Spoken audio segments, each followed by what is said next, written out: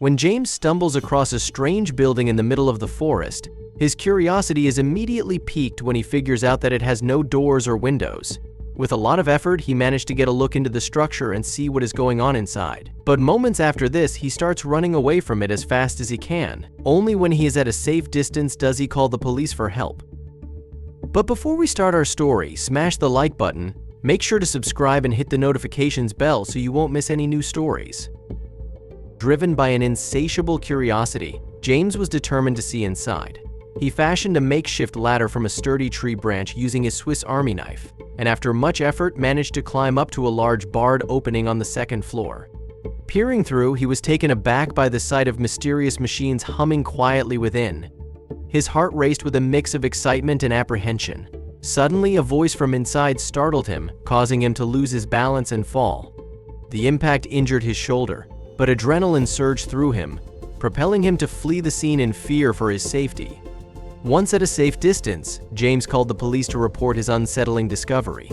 His voice, tinged with urgency and fear, conveyed the seriousness of the situation.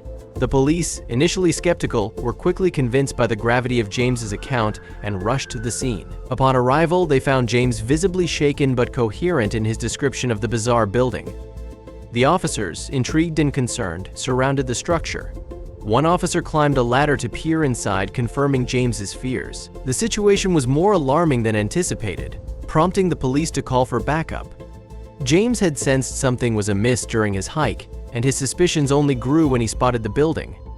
It was an anomaly in the wilderness, appearing well maintained and constructed with modern materials, yet lacking any conventional entry points. Driven by curiosity, James sought a way to glimpse inside.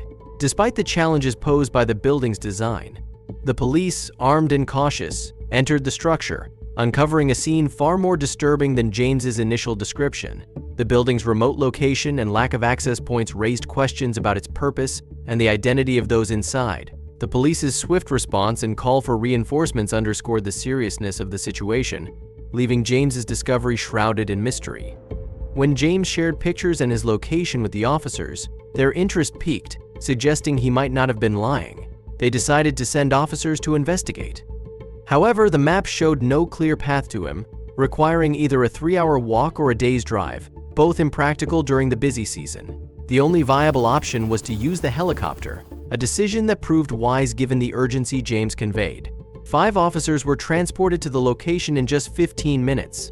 The helicopter flew high to avoid detection, but the officers couldn't initially spot the house James described. As the helicopter lowered, they finally saw it and landed. The helicopter returned to base, ready for emergency retreats. Once on the ground, the captain faced James, who was visibly shaken and pointed towards the roof as their entry point. James had been monitoring the house and believed the suspicious man he encountered was still inside. The captain assigned positions. 3 officers guarded entrances while he and another officer sought a clear view. James watched in silence, troubled by the situation and hoping he was wrong about his suspicions.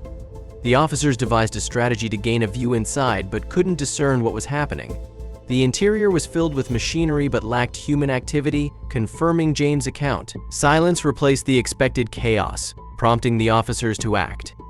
They decided to enter through a hole, armed but aiming to avoid bloodshed. Inside, they noted the building's modern design and unnatural chill, raising questions about its purpose. Their search led them to a high-power air conditioning system, puzzling given the building's remote location and lack of visible entrance. The officers pondered how the place was powered and how people had accessed it. The man James encountered was a key figure, and it seemed the building had been hastily cleared out.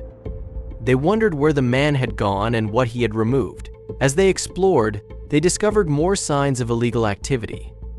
The captain called for specialists to investigate further. Meanwhile, they continued inspecting the building, aware that the culprits might escape before help arrived. Just as they were about to give up, an officer found a trap door, indicating an escape route.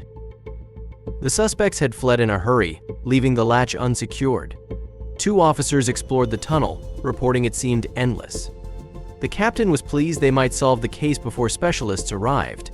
He updated the team, and the officers entered the tunnel to pursue their investigation. The officers shared a common thought: if they hurried, they might catch the suspects. They entered the tunnel, weapons drawn, and chased after the suspects. If the building had been cleared, they would be moving slower. Picking up their pace, the officers reached what seemed to be the end of the tunnel in 10 minutes. They paused at the unexpected sight before them. The tunnel ended with a ramp leading into a similar building hidden by another trapdoor. The officers frowned, realizing they needed a plan, as this door was newer and properly secured. While debating their next steps, they heard something behind the door. Recognizing the opportunity, they drew their weapons and moved silently to the entrance. Listening intently, they heard movement. Someone was moving things below and had just unlatched the door. Counting to 3, they burst through the trapdoor, commanding everyone to freeze. The officers trained their guns on their target, a terrified man loading a truck.